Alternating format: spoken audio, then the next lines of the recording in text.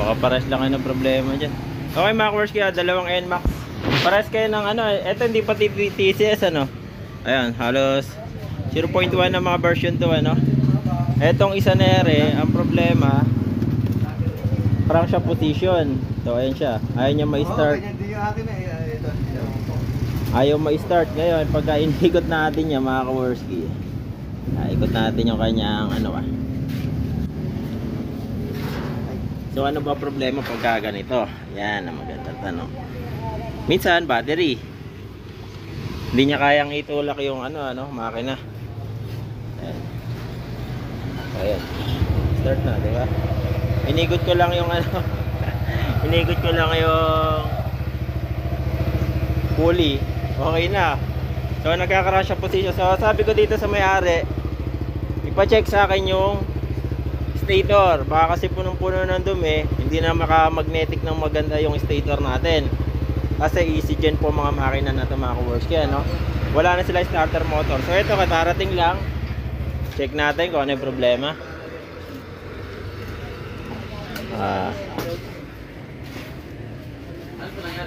Okay yan mga Kaworski, ito katadiagnose ko lang. Parehas na para sila ng issue nitong isa. Ano? So crash position din. So ano ba nagiging problema pag ganyan? Kumisa kasi may butike sa sa magneto. Hindi ito mga Kaworski, check ko muna dito yung yung magneto. Kasi pag ganito, kuminsan hindi kayang itulak nung starter yung makina dahil yung iba mahina na yung battery So pares na 0.1 to. Ito kadarating lang Di mo akala magkakasabay pa silang dalawa. So ito, check ko rito yung magneto. Dahil pag inikot mo yung yung pulley, doon lang siya nag-i-start. So try nating linisan. Check ko kung, and then dito naman sa kabila, sabi naman daw malinis naman daw yan. Ngayon dito naman tayo titingin sa panggilid. Okay. So hindi siya nag-crankshaft position. Hindi talaga under yan mga Kaworski, So buburahin ko muna yung sa kanya. Siyempre mawala na yung error doon pag binara natin yan. Teka lang. Yan. So ito mga Kaworski, mga issue ng ng mga version 2 na 0.1. I-clear ko muna. Ayan, wala na error. Hindi porket na wala, under na. Okay. So, testing natin. Ay, pinakita ko lang dito, crash position, ayaw. So, mapagkakamala mong push button yan. Kaya nga ito, napansin mo, tinanggal ko rito dahil nirekta ko, napag-rekta ko, nag-check engine. So, ito, may brake light 1. Meron din brake light. Same na same sila ng problema. 11 point na lang. Ay mag-start. Okay. So balitaan ko kayo. Check ko muna yung May high battery na to idol, 11.6. Dapat nasa 12 pataas yan dahil lang ECU kailangan naka-receive siya ng 12 volts. Okay, so tapusin mo natin. Okay, so mga Kaworski, ayan, napakadumi yan. Ayan. Sumasayad na yung dumi dun sa stator. Kaya kahit papano nahihirapan siya umikot So ngayon lilinisan ko muna yan. Okay, sa kabila hindi ko pa nakaayos Ito muna kasi ako lang mag-isa. Okay, so mga Kaworski, crankshaft position So same lang dito ng mga error 12. Ayan. So paras lang yan, di ko pa nabubuksan kasi chinek ko na rin ako kasi dito mga Kaworski, kaya nga sinasabi ko sa inyo lagi kayo magpapa full maintenance dahil isa po yan sa mga chine-check ng isang mekaniko na kagaya ko ewan ko lang sa iba. Okay, sa full maintenance na ginagawa ko kasama yun sa mini maintenance ko, nililinis ko po yan. So bakit nagkaganyan-ganyan? Dahil po sa dragging yan. Okay. Wala kayo paniwalaan ninyo. Okay, so ayan mga Kaworski, dalawa yan NMAX, paras na crankshaft position, paras na sa akin din ang problema na yan. Right, so yung isa kasi na-list na rin magneto kaya hindi ko nililinisan yun. Alright, so tapusin ko muna. Okay mga Kworski, so ito na yung ating yari. So di ko na pinakita kung paano ko ginawa ano, pero masasabi sa inyo pulido yan. Okay, so ito yung sakit, tinanggal na natin. Ayan. Hindi na tayo naglagay ng mga sakit na alam nyo na yun kung ano yun. Okay, so ayan mga Kworski, naayos ko na siya. Check natin, kapit ko na lahat ng ano. Tingnan natin kung andar na kaagad yan. Right. Okay, so mga Kworski, ito na the moment of truth, ano. Ayan. On.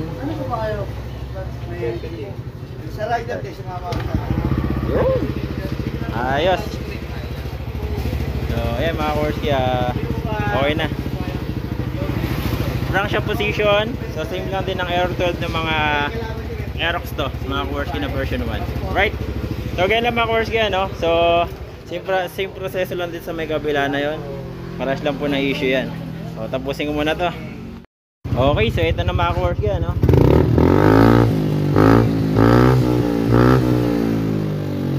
Ayun. Crankshaft position, error. Ayan.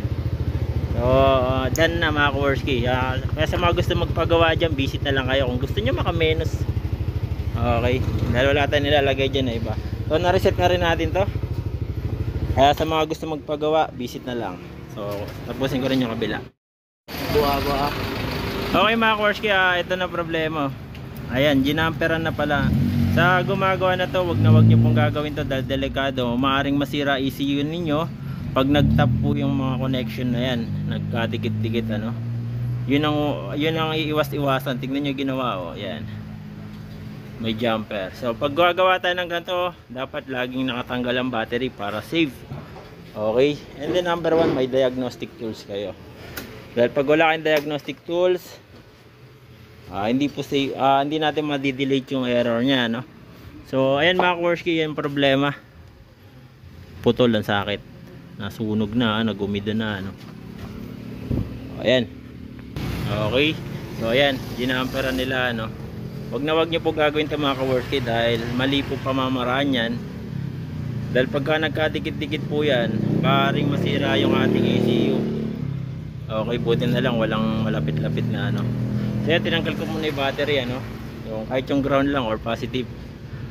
So linisan ko muna, dala ko dito bago ako gumawa. Winawash ko muna yan para masarap gumawa, ano. Right, so tapusin ko muna. So hindi ko na ipapakita paano ginagawa mga Kworski, ano. Pero masisiguro ko sa pulido yon. Okay, pulido ang gawa kasi nakahinang po yan. Pinapahinang ko na yung panghinang ko. Right. Okay, so mga Kworski, ito na yung pangalawang error. Ano yung crankshaft position, ano. So yung history niya kanina mga Kworski, ito. Ang error niya ay hindi, nabura ko na pala kanina, sorry.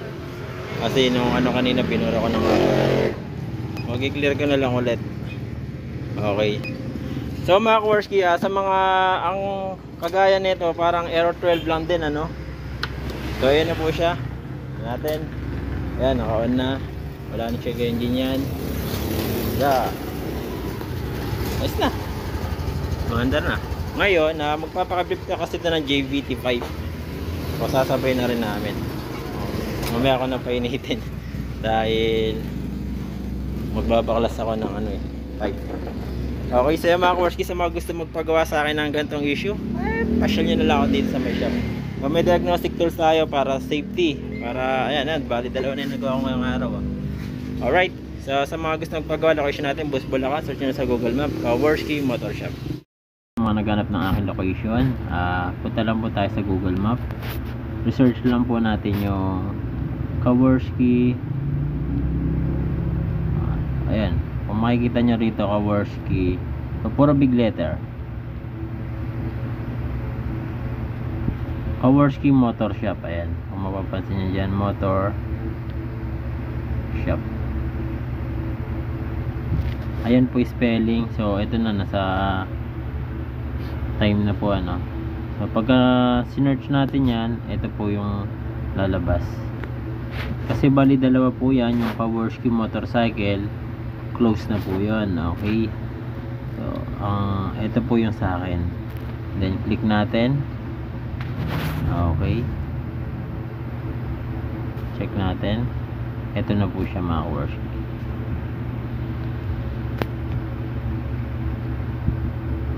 So ayan, sa mga gustong magpagawa, visit nyo na lang po yung aking shop or dito sa Google Map. Pwede rin sa kagaya ng Waze, pwede rin po dyan. Okay, sila lang po mga kaworski. Maraming salamat. God bless sa inyo lahat.